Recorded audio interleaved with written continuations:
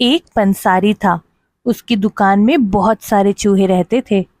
वहां उनके खाने पीने का भरपूर सामान था। वो अनाज, सूखे मेवे, ब्रेड, बिस्किट, जैम और चीज आदि छक कर खाते थे।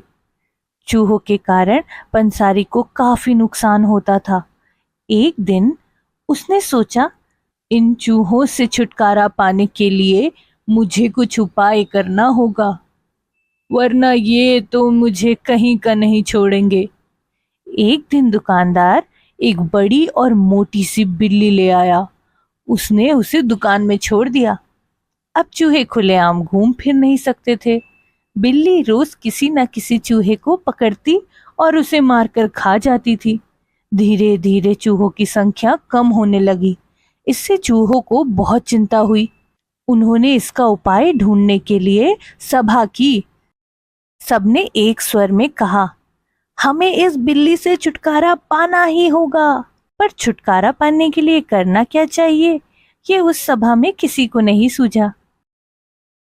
तभी एक होशियार चूहे ने खड़े होकर कहा, बिल्ली बहुत चालाक है।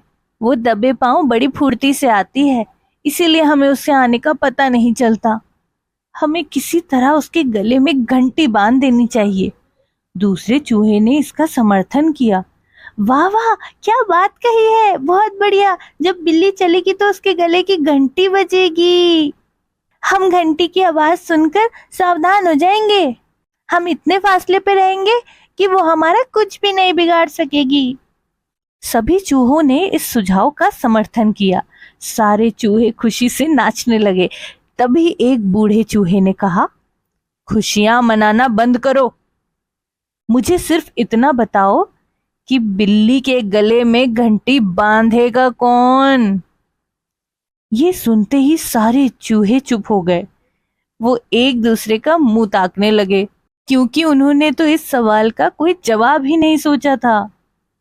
तो इस कहानी से हमें ये शिक्षा मिलती है कि जिस सुझाव पर अमल ना हो सके वो सुझाव किस काम का।